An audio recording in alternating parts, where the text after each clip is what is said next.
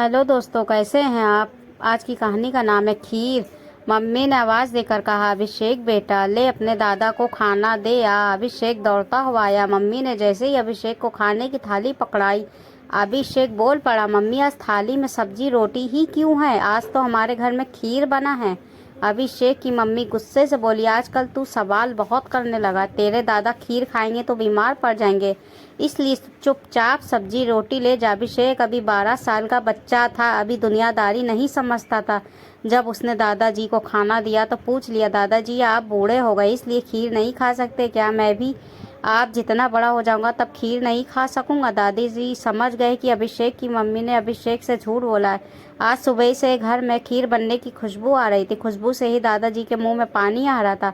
खीर खाने का बहुत मन कर रहा था, मगर वो पहले ही से जानते थे कि बहू उन्हें खीर नहीं देगी। दादाजी को खीर बहुत पसंद था। वो आज भी 85 बरस की उम्र में नौजवानों से ज़्यादा खीर खाकर पचा सकते थे। बुढ़ापे में खाने के लिए मन बहुत अधीर हो जाता और सब्र नहीं होता, क्योंकि मन बच्चे की तरह चंचल और बेबस हो जाता। अभिषेक के दादाजी सब्जी रोटी को देखते ही पहचान गए कि वो रात का बासी खाना, मगर क्या करें, मजबूरी थी। पेट गुड़गुड़ गुड़गुड़ कर रहा था, इसलिए चुपचाप खाना खाने लगे। अभिषेक फिर बोला, दादाजी आपने बताया नहीं जब मैं बूढ़ा हो जाऊंगा तब मैं खीर नहीं खा सकूंगा क्या? जबकि मुझे खीर बहुत अच्छा लगता है।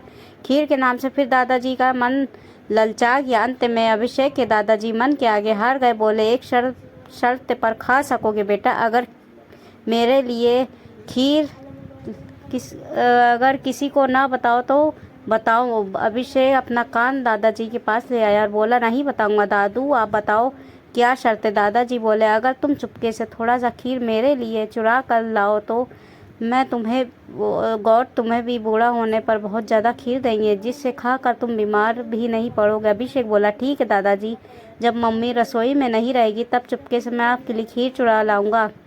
जब अभिषेक चुपके चुपके रसोई में से दादाजी के लिए खीर चुरा रहा था, बर्तनों की आवाज़ सुनकर मम्मी आ गई और उस दिन अभिषेक की जमकर पिटाई हुई। और दादाजी को भी मम्मी ने खूब फटकार लगाई कि इतने छोटे बच्चे को चोरी करना सिखा रहे हो।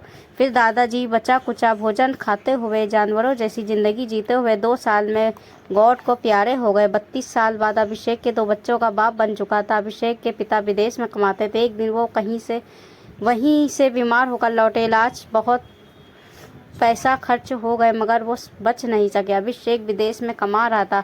घर में पत्नी, 2 बच्चे और विधवा माँ थी। एक दिन अभिषेक के पास माँ का फ़ोन आया। वो रो रही थी। रोते रोते अभिषेक से बोली, बेटा बहू आज मुझे खाना नहीं देती है। उसने खीर बनाया था मगर उसी रात का बचा हुआ बासी खाना दिया। बासी खाना खाकर मैं बीमार पड़ गई। वो मुझे दवाई के पैसे भी नहीं दे रही। अभिषेक बोला, माँ तू चिंता मत कर, मैं कल ही नौकरी छोड़कर घर आ रहा हूँ। पत्नी की ये करतूत जानकर अभिषेक को जड़ हो गया कि वो सोच रहा था, इतनी मासूम सी, इतनी दयालु सी दिखने वाली उसकी पत्नी ऐसा कैसे कर सकती है। मगर फिर उसे अपने दादाजी के हालात याद आ गए। वो भी ताज़ा खाने के लिए कितना तरसा करते थे। अभिषेक सोचने लगा, तो क्या माँ के करम लौट आए हैं?